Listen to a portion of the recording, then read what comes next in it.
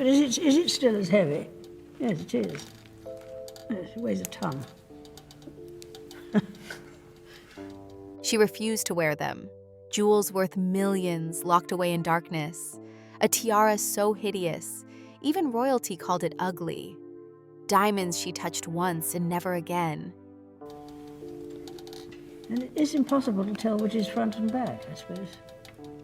What was Queen Elizabeth hiding? Behind palace walls, a secret collection of cursed treasures too shocking for the public to see. These weren't just jewels. They were symbols of tragedy, mourning, and royal shame. One choker nearly destroyed her image. Another tiara sat untouched for 100 years. Why? The truth will leave you speechless. These are the 10 royal jewels so ugly, so cursed, Queen Elizabeth refused to let them see daylight. Queen Alexandra's Kokoshnik tiara stands as one of the most striking pieces in the royal collection. Yet its reputation has been tarnished from the very start. When Queen Elizabeth, the Queen Mother, first wore this tiara in 1936 after receiving it from Queen Mary, the reaction was less than flattering. Sir Henry Channon, a prominent figure in London society, called it an ugly spiked tiara. Those 3 words would follow the piece for generations. The tiara itself features an impressive design inspired by traditional Russian headdresses called kokoshniks. Created by Garrard and Company in 1888, it was presented to Queen Alexandra, wife of King Edward VII, as a 25th wedding anniversary gift from 365 peeresses of the United Kingdom. The ladies of society had pooled their resources to create something spectacular. Alexandra herself had specifically requested a design that mimicked a tiara worn by her sister, Empress Marie Fyodorovna of Russia. The finished piece consists of 61 platinum bars set with over 400 diamonds, graduating in height from the center outward to create a dramatic sunburst effect. The longest bar measures 2.5 inches tall. Each bar is completely encrusted with diamonds in a paved setting, creating what jewel experts describe as a literal wall of diamonds.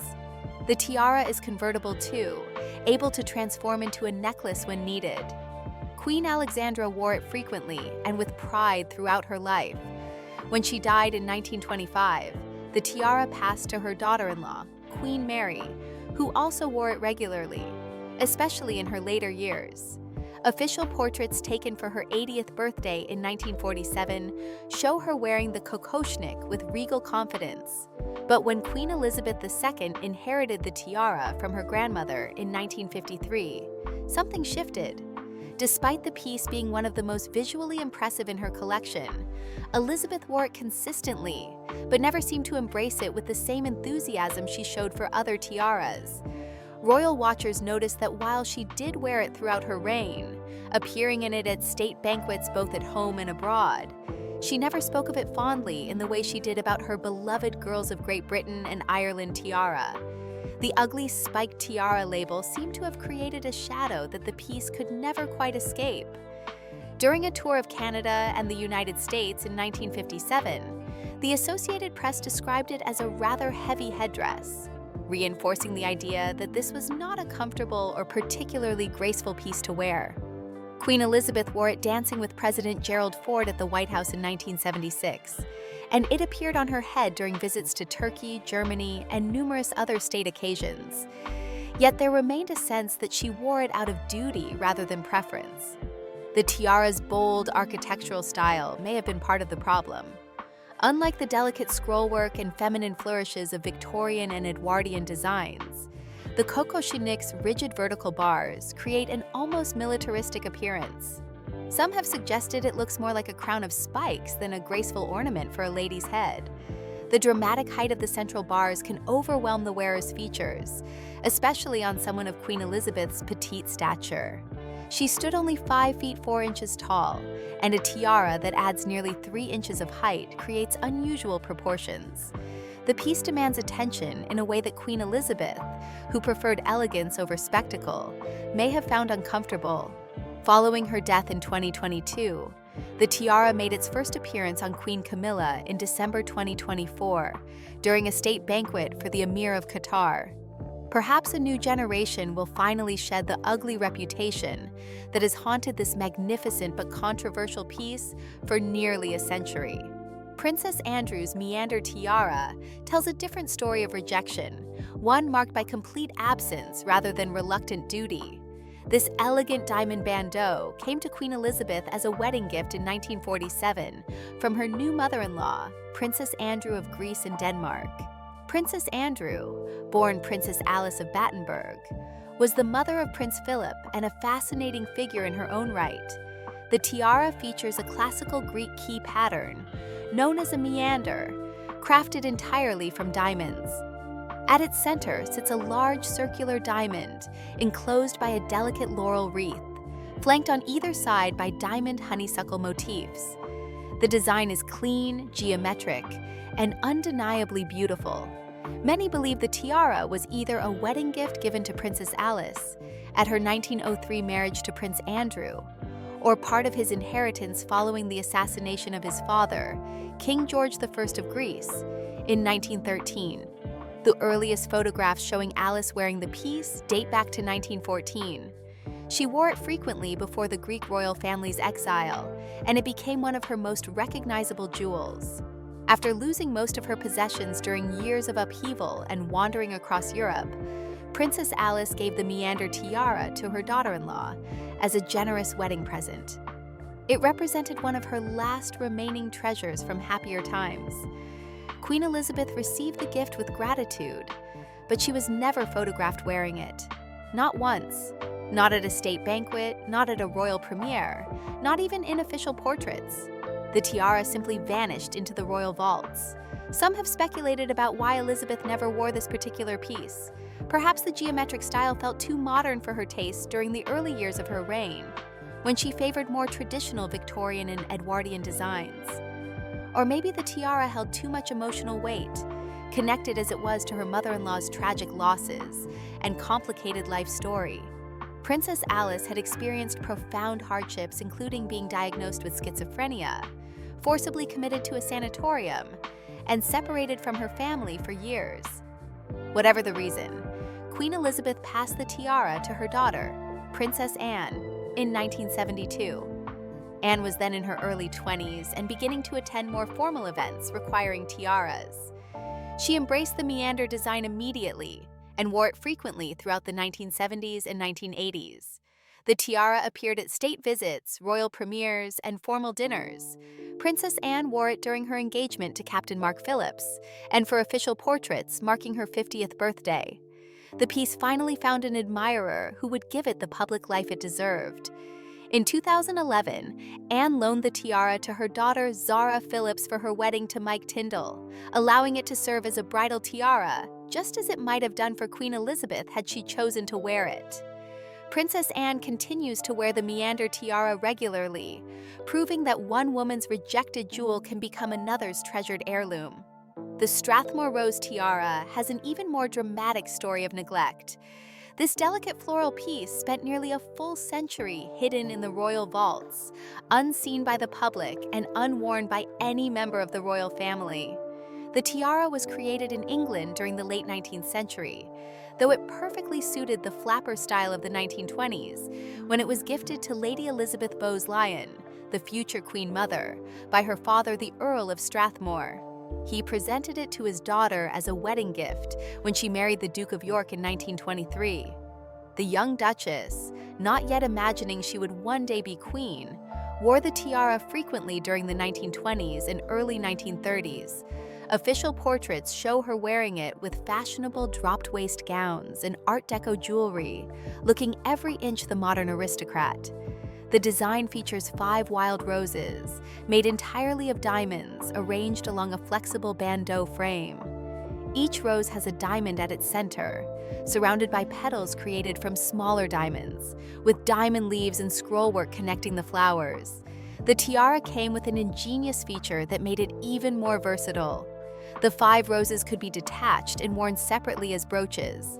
Additionally, 5 sapphires were included that could replace the central diamonds in each rose, completely transforming the look of the piece. The tiara also had 2 different frames, one designed to be worn as a bandeau low on the forehead in the 1920s style, and another traditional frame for wearing on top of the head. This flexibility should have made it a favorite across generations, adapting to changing fashions and preferences. But after the Queen Mother stopped wearing it publicly in the early 1930s, the tiara disappeared. She never wore it again, preferring larger and more substantial pieces as she grew older, and her role became more prominent. When King George VI unexpectedly became king in 1936, after his brother's abdication, his wife needed jewels that projected power and majesty. The delicate Strathmore roses simply did not fit that image. When Queen Elizabeth II inherited the tiara following her mother's death in 2002, royal watchers hoped it might finally reappear. Speculation mounted that it could be a wedding tiara for various royal brides over the years. But Elizabeth never wore it publicly. For decades, rumors circulated that the tiara must be damaged or too fragile to wear, which would explain its long absence. However, when the tiara was displayed at the Victoria and Albert Museum in 2002 as part of an exhibition called The Queen's Diamonds, and again photographed in high definition for the accompanying book by Sir Hugh Roberts, it became clear the piece was in excellent condition. There was no mechanical failure, no missing stones, no structural weakness preventing its use. Queen Elizabeth simply chose not to wear it. Perhaps the style felt too old-fashioned, too much a relic of her mother's youth rather than something that suited her own image. Or maybe she had so many tiaras to choose from that this particular piece simply never rose to the top of her preferences. Whatever the reason, the Strathmore Rose tiara remained locked away until November 2023, when Catherine, Princess of Wales, wore it to a state banquet honoring the President of South Korea. Nearly 100 years after it was first given as a wedding gift, the tiara finally returned to public view, sparkling under the lights of Buckingham Palace and delighting royal jewel enthusiasts who had waited decades to see it worn again. The story of chokers in Queen Elizabeth's collection reveals a consistent pattern of distaste. Unlike her love for long strands of pearls or elegant necklaces that elongated her frame, chokers presented a problem she could never quite overcome. They cut across the neck in a way that shortened her silhouette, clashed with her high-necked gowns, and felt restrictive in a manner she found deeply uncomfortable. 3 pieces in particular highlight this aversion, each beautiful in its own right, yet each quietly rejected by a queen who knew exactly what suited her and what did not. The Japanese pearl choker arrived in Queen Elizabeth's collection during the 1970s, a gift that should have been treasured but instead became one of her least worn pieces. The Japanese government had presented her with a collection of lustrous pearls, and the renowned jeweler Gerard was commissioned to create something spectacular from them. The result was an elegant suite consisting of a 4-strand pearl choker with a bold diamond clasp, paired with a matching bracelet. Each pearl was carefully selected for its quality and matched for color and luster. The diamond clasp featured a striking geometric design that caught the light beautifully, creating a modern take on classic pearl jewelry. Queen Elizabeth had always adored pearls. Her father, King George VI, had given her first pearl necklace when she was just 3 years old, adding 2 pearls for every birthday thereafter. She wore pearls almost daily, favoring long single strands, or her iconic 3-strand necklace that became as much a part of her signature look as her colorful coats and matching hats. Pearls represented something deeply personal to her, a connection to her father, and to tradition itself. Yet despite this love affair with pearls, the Japanese choker remained largely unworn. The problem was not the pearls themselves, but the format in which they were presented. Chokers require a specific style to look flattering. They work best with low necklines and bare shoulders, creating a dramatic frame for the décolletage. But Queen Elizabeth rarely wore such revealing styles, preferring modest necklines and structured gowns that rose higher on the chest. When she did wear formal evening gowns, they often featured high necks or substantial bodices that simply did not pair well with a choker sitting tightly at the base of the throat. The effect was crowded and uncomfortable, visually speaking. The choker cut her neck into segments rather than allowing it to flow gracefully into her shoulders and gown. For a woman of her relatively petite stature, this proportional issue became even more pronounced. There may have been another factor at play as well. Princess Diana, who married into the royal family in 1981, developed a fondness for wearing chokers in unconventional ways. Most famously, she wore the Queen's emerald and diamond choker as a headband to a reception in Australia, securing it across her forehead with her hair pulled back. The image became iconic, but reports suggested that Queen Elizabeth was not amused by this creative repurposing of royal jewels. Whether this incident soured her further on chokers in general remains speculation, but the timing is notable. After Diana's prominent choker moments in the 1980s, Queen Elizabeth seemed even less inclined to wear her own. The Japanese pearl choker made rare public appearances during Queen Elizabeth's reign. She wore it in Bangladesh in 1983, paired with the Girls of Great Britain and Ireland tiara, and again during a visit to Canada in 1984. It appeared once more during the 1990s at dinners held at Claridge's and the Chinese Embassy in London. But compared to her daily pearl necklaces, which she wore so frequently that she reportedly had replicas made to avoid wearing out the originals, the Japanese suite always felt like a guest piece, rather than a beloved member of her collection. After Queen Elizabeth's death in 2022, the Japanese pearl choker found new life with Catherine, Princess of Wales. She wore it to the Queen's state funeral, to the anniversary dinner at Windsor Castle celebrating the late Queen and Prince Philip's 70th wedding anniversary, and most recently to the state banquet for the Emir of Qatar in 2024. On Catherine's taller frame and with her preference for more modern styling, the choker finally found an enthusiastic wearer who could give it the prominence it deserved. Empress Maria Fyodorovna's sapphire choker carries an even more dramatic history and an equally clear record of royal rejection. This extraordinary piece consists of 4 rows of perfectly matched pearls, held together by 20 diamond bars, finished with an angular sapphire and diamond clasp of substantial size. The clasp itself could be detached and converted into bracelets, making the piece remarkably versatile. On paper, this choker represented everything a royal jewel should be: historical significance, impeccable craftsmanship, and adaptability. Yet Queen Elizabeth wore it publicly only once during her entire 70-year reign, before consigning it to the shadows of the royal vaults. The choker's provenance makes its rejection all the more striking. It once belonged to Empress Maria Fyodorovna of Russia, wife of Tsar Alexander III, and mother of the last Tsar, Nicholas II.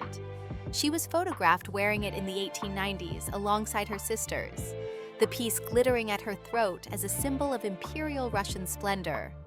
When the Russian Revolution erupted in 1917, the Romanov family faced unimaginable tragedy. Empress Maria Fyodorovna managed to escape Russia with only a handful of her most precious jewels hidden on her person. The sapphire and pearl choker was among the treasures she refused to leave behind. She kept it until her death in 1928, living in exile in her native Denmark, sustained partly by selling off jewels to support herself in various charitable causes. Queen Mary, always keen to acquire and preserve dynastic gems, purchased the choker for £6,000, a substantial sum at the time. She wore it occasionally during the 1930s, though even she did not seem to favor it particularly. When the piece passed to Queen Elizabeth in 1953, expectations rose that this magnificent heirloom would finally receive the attention it deserved from a young queen building her jewelry wardrobe. Instead, Elizabeth's distaste for chokers meant the piece languished unused. The style simply did not work for her. She found chokers restrictive and old-fashioned, almost theatrical in a way that ran counter to her understated elegance. The 4 strands of pearls pressed tightly against the neck may have felt physically uncomfortable as well, particularly during long state occasions, when she needed to sit, stand, and move with grace for hours at a time. Recognizing that the choker would never suit her own style, Queen Elizabeth made a wise decision. She gave the piece to her daughter, Princess Anne, who embraced it completely. Unlike her mother, Anne adored the drama of the design. She wore it for significant milestones, including her 50th birthday celebrations and Prince William's pre-wedding gala dinner in 2011. On Anne's more statuesque frame, and with her preference for bold jewelry choices, the choker finally found its proper home. The piece continues to make appearances at major royal events, glittering as brilliantly as it did in Imperial Russia over a century ago. A jewel once rejected by a queen continues to sparkle, just never on the neck it was originally meant to grace. The Queen Mother's Cartier bracelet bandeau represents a different kind of choker problem, though the underlying issue remained the same. This ingenious piece was created from 5 separate Art Deco diamond bracelets, all made by Cartier and given to the Duchess of York, later Queen Mother, by her husband the Duke of York between 1923 and 1925.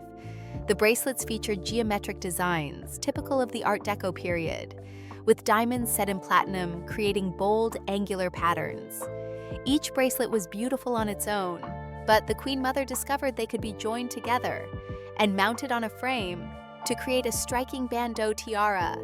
In the glittering 1920s, when fashion favored dramatic jewelry and experimental styles, she wore all 5 bracelets stacked together as bracelets and also mounted them as her bold bandeau for formal occasions. The Queen Mother embraced this jewelry with enthusiasm, wearing the bracelets stacked on her wrists at portraits, ballet galas, and state events throughout the 1930s and 1940s. She loved the versatility and the modern aesthetic. But when Queen Elizabeth inherited these pieces in the 1970s following her mother's death, her reaction could not have been more different. Queen Elizabeth was never a bracelet or bangles woman. Her jewelry style leaned heavily toward tiaras, brooches, and necklaces. She rarely wore more than 1 or 2 simple bracelets at a time, and the idea of stacking 5 substantial diamond bracelets struck her as far too loud and far too restless for her taste. Her aesthetic preferences ran toward understated majesty rather than jazz-age glamour, while the Queen Mother had come of age during the Roaring '20s and carried that era's bold sensibility throughout her life. Queen Elizabeth's formative years were shaped by wartime austerity and the serious responsibilities of unexpected monarchy. Her father's sudden accession to the throne in 1936 and the weight of World War II created a different kind of royal persona, one that valued restraint and timeless elegance over experimental fashion. The Cartier bracelets, with their distinctly 1920s character, simply did not align with her vision of how a modern queen should present herself. When the bracelets were worn as the bandeau tiara, the problem became even more pronounced. The bandeau style, worn low across the forehead or positioned to sit like a choker-height crown, created the same proportional issues that plagued actual chokers. It compressed the visual space of the upper body rather than elongating it. For someone of Queen Elizabeth's height, this created an unflattering effect she was unwilling to accept. She wore the bandeau form only a handful of times, quietly setting it aside in favor of more classic diadems like her beloved Girls of Great Britain and Ireland tiara, or the Grand Vladimir tiara. The bracelets themselves might slip on occasionally, 1 or 2 at most, but never the full spectacular stack that her mother had so enjoyed. Today, the legacy has shifted. The late Queen's Cartier bracelets now shimmer regularly on Queen Camilla, who wore them most recently at a celebration of Shakespeare in 2024.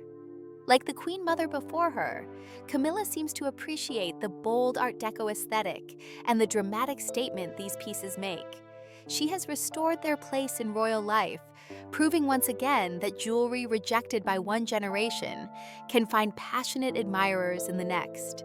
But during Queen Elizabeth's reign, these choker-adjacent pieces remained firmly out of favor, victims of a queen who knew her own style and refused to compromise on matters of personal presentation, no matter how magnificent the jewels in question might be. Queen Elizabeth's relationship with certain jewels went beyond mere style preferences. Some pieces carried meanings she could not embrace, while others simply clashed with her fundamental understanding of what royal jewelry should represent. 3 pieces in particular reveal how color, symbolism, and design philosophy could render even the most valuable jewels unwearable in her eyes. the Kent Amethyst Parure stands as perhaps the most significant rejection in her entire collection. This breathtaking set includes a commanding necklace, matching earrings, 3 brooches, and a pair of ornate hair combs, all featuring deep violet amethysts, set in gold and surrounded by diamonds.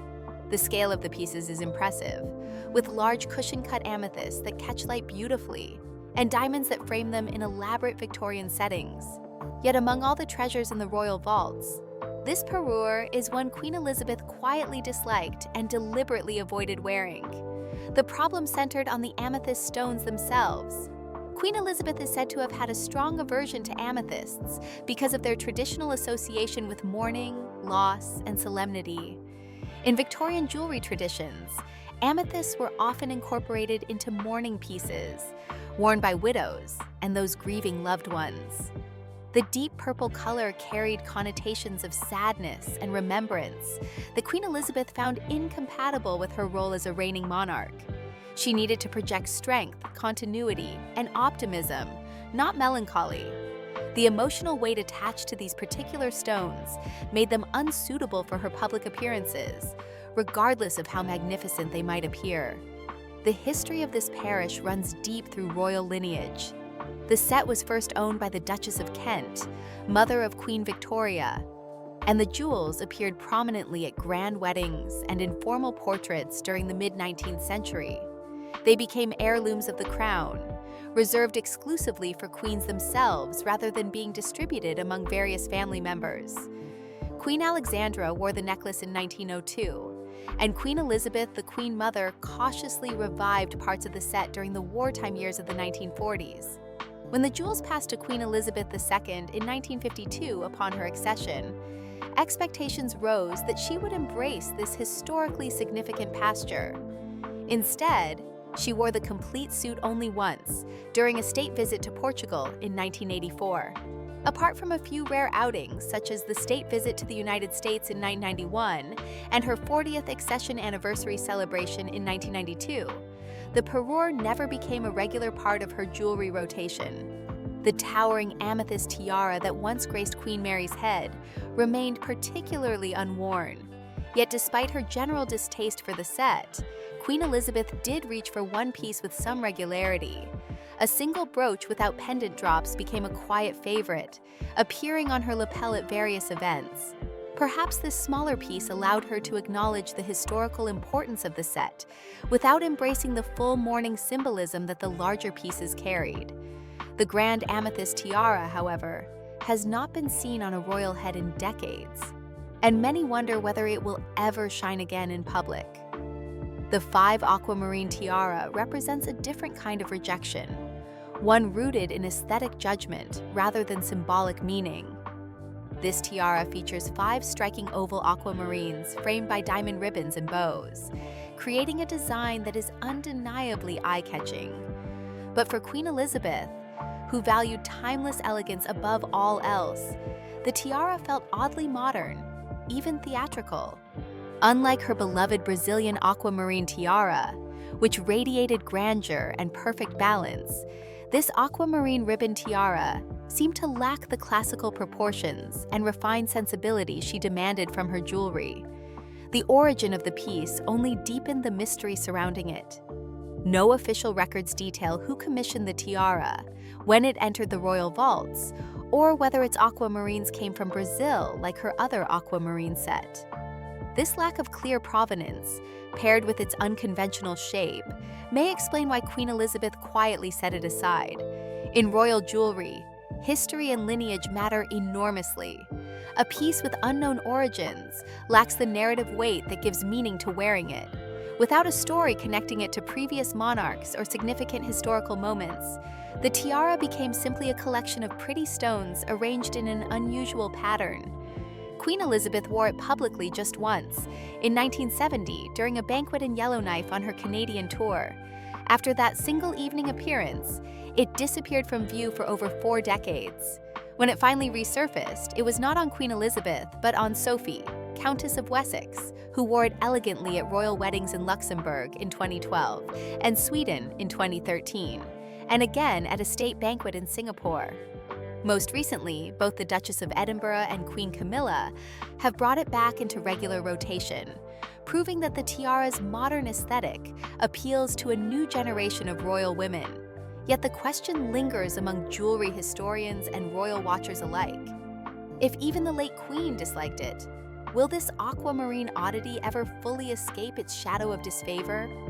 Or will it forever carry the reputation of being too theatrical, too modern, and too peculiar for traditional royal tastes? Queen Victoria's wheat ear brooches complete this trio of rejected jewels with a story about scale and practicality. This set consists of 3 mirrored pairs of diamond wheat stalks, gleaming and intricate, designed to look like actual sheaves of wheat rendered in precious stones. The craftsmanship is extraordinary, with each diamond carefully placed to capture the natural texture and movement of real grain. But the brooches share one critical flaw. They are overwhelmingly large. Queen Elizabeth is said to have disliked them for precisely this reason. Their sheer size made them difficult to wear gracefully, especially for a woman of her petite frame. The history behind these brooches is illustrious. They were ordered in 1830 by King William IV for Queen Adelaide, crafted by the prestigious jewelers Rundell and Bridge, using diamonds taken from the royal family collection. The wheat motif carried symbolic meaning, representing abundance, prosperity, and the agricultural wealth of the nation. After Queen Adelaide, they became part of Queen Victoria's formal attire, glistening prominently at grand weddings and state occasions throughout her long reign. After Victoria's death, the brooches passed through the crown and were worn memorably by the Queen Mother in Paris in 1938, where she paired them with an elegant evening gown. By 1952, when they landed with Queen Elizabeth, the brooches seemed destined for similar prominence. Instead, despite the grandeur of her reign, she left them mostly in the shadows. Unlike her preference for subtle yet commanding jewels that enhanced rather than overwhelmed her appearance, these brooches felt cumbersome and difficult to incorporate into modern styling.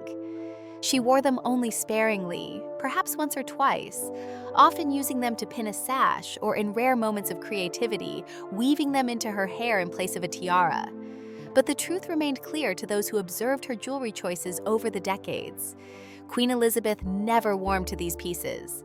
Their rarest and most significant reappearance came in 2018, when she loaned 3 of the brooches to Princess Eugenie for her wedding day. Eugenie incorporated them into her hair, creating a sparkling accent that honored royal history while giving the brooches a moment of glory they had not experienced in generations. It was a generous gesture from a grandmother to her granddaughter, allowing these historically important pieces to participate in a joyful occasion, even though they had never found favor with the Queen herself. The wheat ear brooches remain a jewel cherished by history and celebrated by those who study royal regalia. But they were never truly cherished by Queen Elizabeth, languishing instead as beautiful relics of an earlier era that simply no longer fit the image of a modern monarch. Sometimes the reasons behind a jewel's rejection are more subtle, wrapped in complexity rather than clear distaste. The final piece in this collection of unwanted treasures tells a story not of ugliness or poor design, but of delicacy, shifting preferences, and the complicated emotional terrain that royal jewels can occupy. The Queen's teardrop diamond earrings should have been a triumph of understated elegance. Composed of 2 luminous pear-shaped diamond drops suspended from smaller round diamonds, the earrings embodied classic simplicity. The design was timeless, the stones were of excellent quality, and the proportions were elegant. Yet these earrings never won Queen Elizabeth's heart, and the reasons reveal something deeper about how personal preference can transform even beautiful jewelry into something undesirable. Some jewelry experts suggest their modest size paled in comparison to the grander coronation diamond earrings that Queen Elizabeth so often favored. Throughout her reign, she demonstrated a clear preference for substantial jewelry that could be seen from a distance, pieces that photographed well and created impact during state occasions. The teardrop earrings, while lovely up close, lacked that commanding presence. They were refined rather than dramatic, subtle rather than spectacular. But there exists another theory, one whispered among those who study royal jewelry history. After Queen Elizabeth lent the earrings to Diana, then Princess of Wales, in the early 1980s, she no longer seemed to wish to reclaim them. It was almost as if the sparkle had shifted to another era, as if the earrings now carried associations that made them uncomfortable for the Queen to wear. The earrings first appeared on Queen Elizabeth in 1968 at the premiere of a documentary about Lord Mountbatten. She wore them with typical understated elegance before they quietly vanished from her jewelry rotation. For 15 years, they remained unseen, tucked away in the royal vaults without explanation. Then in 1983, Diana revived them spectacularly. She wore the teardrop earrings with the Spencer tiara and a striking polka dot Catherine Walker gown during a visit to Auckland, New Zealand. Days later, she wore the same earrings again, with Queen Mary's lover's knot tiara, another borrowed piece that would become one of her signature looks. After those dazzling outings on Diana's ears, the teardrop earrings disappeared from public view entirely. They were never seen on Queen Elizabeth again, never loaned to other family members, and never mentioned in official jewelry exhibitions. Their current location remains a mystery. Are they still in the royal vaults, carefully stored but untouched? The silence surrounding these earrings feels deliberate, as though their history became too complicated to navigate. These 10 jewels, each rejected or rarely worn for their own specific reasons, reveal the complexity behind royal jewelry choices. Queen Elizabeth inherited and acquired hundreds of pieces throughout her life, but she exercised firm control over what she wore and how she presented herself to the world. The ugly spiked Coco Schnick tiara, the meander bandeau she never touched, the rose tiara that sat untouched for a century, the chokers that cut her neckline unfavorably, the amethyst heavy with mourning symbolism, the theatrical aquamarine ribbon, the cumbersome wheat brooches, and the delicate pear drops that carried complicated associations. All tell stories about a woman who understood the power of image and refused to compromise. Not every jewel that glittered earned her affection. Not every piece with historical significance found its way onto her person. She made choices, sometimes for aesthetic reasons, sometimes for symbolic ones, and sometimes for emotional reasons she never needed to explain. These rejected jewels now pass to new generations, finding admirers among daughters, granddaughters, and daughters-in-law, who bring their own preferences and understanding of what makes a jewel worth wearing. Thank you for reading. We hope you enjoyed discovering why Queen Elizabeth disliked these exquisite jewels. What surprised you most about her preferences? Let us know in the comments below. And don't forget to subscribe for more fascinating stories about royal history and the treasures that shaped it.